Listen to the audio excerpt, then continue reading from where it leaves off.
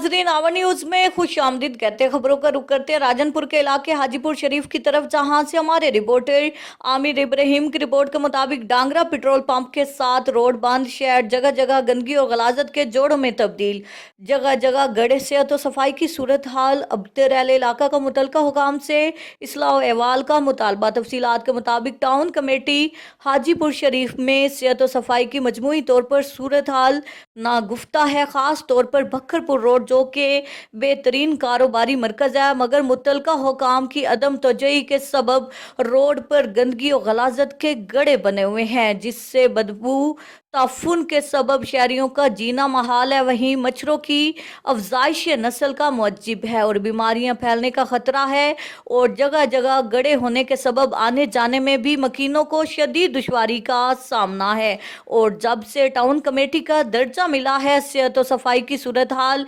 इंतहाई अबतर है। इलाका ने मुतलका इंतजामिया, deputy commissioner Rajanpur, AC Jampur और एडमिनिस्ट्रेटर टाउन कमेटी हाजीपुर शरीफ से फौरी तौर पर इस्लाह अहवाल का मुतालबा किया है।